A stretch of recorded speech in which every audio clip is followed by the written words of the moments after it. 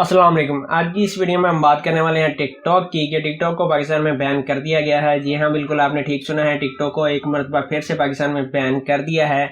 और एक मरतबा फिर से मैं इसलिए कह रहा हूँ, पाकिस्तान में इस एप्लीकेशन को दूसरी मरतबा बैन किया गया है। इससे पहले पिछले साल अक्टूबर के महीने में पीटीए की जानिब से इस एप्लीकेशन को बैन किया गया था और बैन करने की वजह पीटीए की जानिब से ये बताई गई थी कि पीटीए को शहरियों की तरफ से काफ़ी ज़्यादा दरखास्तें मसूल हुई थी, जिसमें शहरियों ने मौक़िफ़ अख्तियार किया था कि ये ऐप पाकिस्तान में बेहयाई और बेहूदगी को फैला रही है, इसलिए इस ऐप के खिलाफ कार्रवाई की जाए, जिसको पीटीए ने चेक किया और चेक करने के बाद इस ऐप को पाकिस्तान में बैन कर दिया था। मगर कुछ अर्सा बाद ही इस बैन को रिमूव कर दिया और अब रिपोर्ट यह है कि इस ऐप यानी टिकटॉक को पाकिस्तान में एक मरतबा फिर से बैन कर दिया गया है। और इस मरतबा बैन करने की क्या वजह बनी, तो इस मरतबा टिकटॉक को बैन करने की वजह वो दरखास्तें हैं जो शहरियों की जानिब से पेशावर हाई कोर्ट में जमा करवाई गई थी। इन दरखास्तों की समाअत के दौरान अदालत ने पीटीए को हदायत जारी कर दी हैं कि टिकटॉक नामी एप्लीकेशन को फौरी तौर के ऊपर बंद करवाया जाए।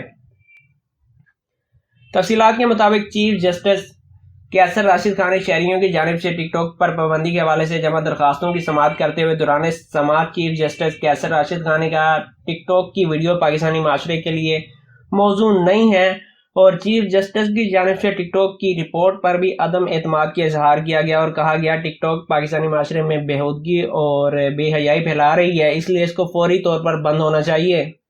इसलिए चीफ जस्टिस ने 11 मार्च को होने वाली समाअत के दौरान पीटीए को हदायत जारी कर दी है कि टिकटॉक को फौरी तौर के ऊपर बंद करवाया जाए। इस पर पीटीए ने तमाम इंटरनेट सर्विस फराहम करने वालों को हदायत जारी कर दी है कि टिकटॉक ऐप तक रसाई फौरी तौर के ऊपर ख़त्म कर दी जाए। और याद रहे, इससे पहले अक्टूबर में भी टिकटॉक को बैन किया जा चुका है।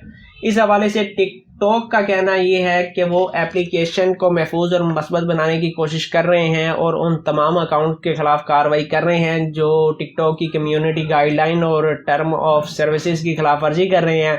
कार्रवाई में वीडियो रिमूव करना और अकाउंट ब्लॉक करना वगैरह शामिल हैं। और देख लेते हैं कि जनाब अब कितनी देर तक इस एप्लीकेशन पर पाबंदी बरकरार रहती है, क्योंकि इससे पहले जब इस एप्लीकेशन को पाकिस्तान में बैन किया गया था तो बहुत कम अरसे के बाद इस ऐप के ऊपर से बैन रिमूव कर लिया गया। अब देखते हैं कि कितने अरसा तक ये बैन बरकरार रहता है।